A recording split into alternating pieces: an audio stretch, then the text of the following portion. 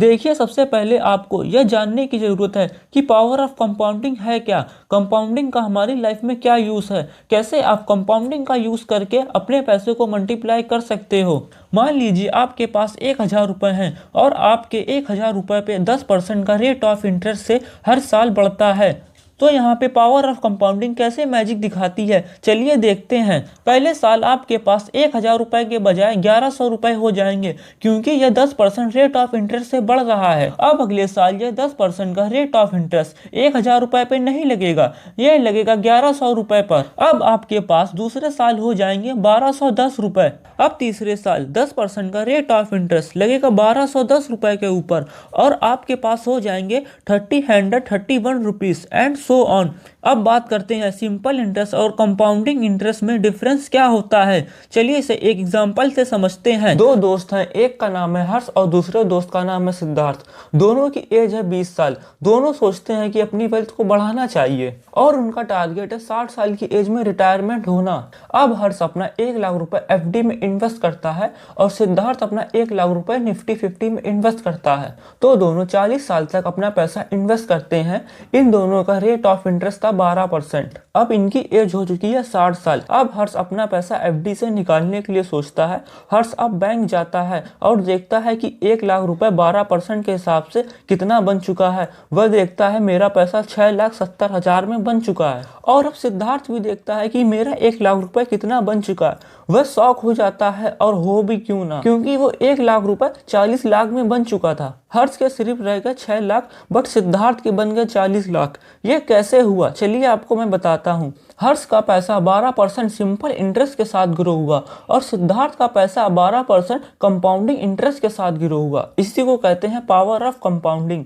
सिद्धार्थ के पैसों पर ब्याज पे ब्याज लगा। अब आपको समझ में आ गया होगा सिंपल इंटरेस्ट और कंपाउंडिंग इंटरेस्ट के बीच में डिफरेंस क्या होता है। तो दोस्तों, जब भी हम इन्वेस्टिंग या इंटरेस्ट की बात करते हैं तो हमारे दिमाग में नेचुरल सिंपल इंटरेस्ट के साथ कैलकुलेशन होती है। जैसे आप 1,00,000 रुपए इन्वेस्ट करते हो और वह 10% सिंपल इंटरेस्ट के साथ ग्रो हो रहा है, तो सब लोग यही कहेंगे कि यह 10 साल बाद डबल हो जाएगा। किसी के दिमाग में यह बात नहीं आएगी कि कुछ सालों बाद यह इन्वेस्टिंग करोड़ों रुपए में ग्रो होगी। इसीलिए लोग लॉन्ग टाइम तक सोच नहीं पाते। लेकिन आप वन टाइम इन्वेस्टमेंट करते हो, जैसे 10 लाख रुपए का, और वह 15% रेट के हिसाब से हर साल ग्रो हो रहा है, तो पहले साल आपको प्रॉफिट होगा 1,60,000 का, मतलब 2 लाख रुपए से भी कम का। लेकिन 20 साल बाद यही अमाउंट 1,17,00,000 रुपए में हो जाएगा। फिर उसके बाद आपको 2 करोड़ कमाने के लिए 5 साल लगेंगे और आपको कोई एक्स्ट्रा इनकम इन्वेस्ट करने की जरूरत नहीं पड़ेगी। और फिर तीसरा करोड़ कमाने के लिए आपको सिर्फ 2 साल लगेंगे और फिर चौथा करोड़ कमाने के लिए आपको 1 साल लगेगा और फिर 5वां करोड़ कमाने के लिए 6 महीने लगेंगे। और इसी तरह से आप 1 करोड़ उससे भी कम टाइम में कमाते रहोगे। तो दोस्तों, ये होता है पावर ऑफ कंपाउंडिंग का बेनिफिट। यहाँ पे आपका इंटरेस्ट और इंटरेस्ट कमाता रहेगा, जिसकी वजह से अमीर लोग और अमीर बनते जाते हैं और मिडिल क्लास लोग वहीं रह जाते हैं। पावर ऑफ कंपाउंडिंग में आपको 2 चीज की जरूरत पड़ती है, एक है हाई रेट ऑफ इंटरेस्ट और दूसरा है टाइम की। दोस्तों, इंडिया में आज भी बहुत सारे लोग बैंक एफडी में इन्वेस्टमेंट करना पसंद करते हैं। बैंक एफडी उन्हें कितना रिटर्न देता है?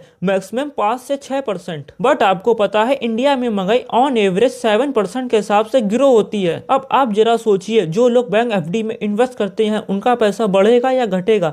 जाहिर सी बात है, घटेगा। फिर भी ज्यादातर लोग बैंक एफडी में इन्वेस्टमेंट करना पसंद करते हैं। इसका मेन रीजन है लैक ऑफ नॉलेज। अगर मैं आपको 2 ऑप्शन दूं कि यहाँ पे आप 30 लाख रुपए आज ही ले लें या फिर 1 रुपए जो आपको 31 डेज तक डबल होके मिलेगा, तो आप क्या चूज करेंगे? मान लीजिए आपने 30 लाख रुपए वाला ऑप्शन चूज कर लिया और आपका दोस्त 1 रुपए वाला ऑप्शन चूज करता है। 5 दिन के बाद आपके दोस्त के पास हुए 16 रुपए और आपके पास हुए 30 लाख रुपए। आप अपनी न्यू कार ले लेते हो। आपका दोस्त आपको देख के उदास हो जाता है और आसपास के लोग उसे ताना मारते हैं कि तुम बेवकूफ हो, तुम्हें भी पहला वाला ऑप्शन चूज करना था, तुम्हारे पास भी 30 लाख रुपए होते।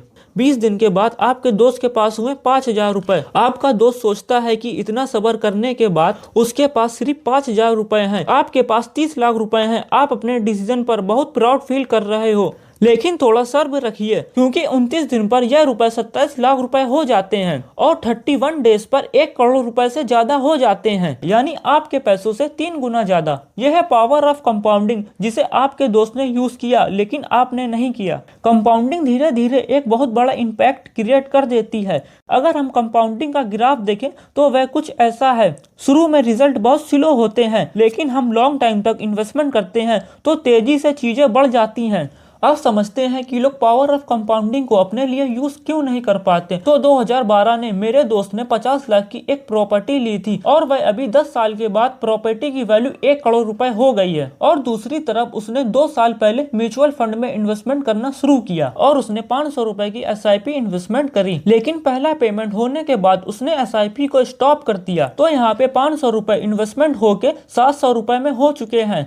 तो मेरा दोस्त यहाँ पे कहने लगा रियल एस्टेट सबसे बेस्ट इन्वेस्टमेंट है, क्योंकि इसमें इसका 50 लाख का प्रॉफिट हुआ और यहाँ पे स्टॉक मार्केट से थोड़ा सा ही प्रॉफिट मिला और इसमें मार्केट क्रैश का भी डर होता है। तो मुझे काफी टाइम लगा उसे समझाने में। यह एक कॉमन मिस्टेक है जो हर कोई करता है। तो जब भी हम रिटर्न कैलकुलेट करते हैं तो डायरेक्ट प्रॉफिट गिनते हैं। लोग यह नहीं देखते कि उन्होंने कितना अमाउंट इन्वेस्टमेंट किया है और यह अमाउंट कितने टाइम तक इन्वेस्टमेंट था, जिससे उन्हें कंपाउंड रेट पता चल सके। क्योंकि हर एक इन्वेस्टमेंट में कंपाउंडिंग काम करती है और हमारी लाइफ के हर एक चीज में भी। फर्क बस इतना होता है कि आपका इन्वेस्टमेंट कितने रेट से ग्रो हो रहा है। जैसे आप बैंक का सेविंग अकाउंट देखोगे तो यहाँ पे आपको 4% का इंटरेस्ट मिलता है। यह भी कॉमन होता है। इस रेट के हिसाब से आपको 18 साल लगेंगे अपना पैसा डबल करने के लिए। तो हम उसका रियल एस्टेट का रिटर्न चेक करेंगे तो हमें पता चला पैसा 10 साल में डबल होता है, जिसका मतलब यह है कि आपको सिर्फ 7% का कंपाउंडेड ग्रोथ मिला। और हमारे इंडिया में इन्फ्लेशन यानी कि महंगाई भी 7% रेट के हिसाब से ग्रो होती है। तो देखा जाए आपने 0 रुपए का प्रॉफिट कमाया, क्योंकि उसका 50 लाख का प्रॉफिट इन्फ्लेशन में एडजस्ट हो गया। और यहाँ पे इन्फ्लेशन एक ऐसा टैक्स है जिससे कोई भी बच नहीं सकता। बहुत सारे लोगों को लगता है हम टैक्स नहीं भरते क्योंकि हम स्मार्ट तरीके से इन्वेस्टमेंट करके टैक्स बचा लेते हैं। और बहुत सारे लोगों की सैलरी भी कम होती है, उन्हें टैक्स की कोई चिंता नहीं होती। यह सच नहीं है। इंडिया का आदमी हर साल 7% का कंपाउंडिंग टैक्स पे करता है, भले वह गवर्नमेंट को अपनी जेब से पैसा पे करे या नहीं करे। लेकिन जब गवर्नमेंट हर साल न्यू नोट छापती है जिसकी वजह से बाजार में चीजों के रेट बढ़ जाते हैं, तो लोग उन चीजों को महंगे प्राइस पे खरीदते हैं, ना चाह के भी टैक्स पे करते हैं। आप गवर्नमेंट को अपनी जेब से टैक्स के नाम पे पैसा दो या ना दो, या गवर्नमेंट खुद से न्यू नोट छाप ले, दोनों बात एक ही है। अमीर लोगों से गवर्नमेंट टैक्स के नाम पे पैसा लेती है और गरीब लोगों से महंगाई के नाम पे।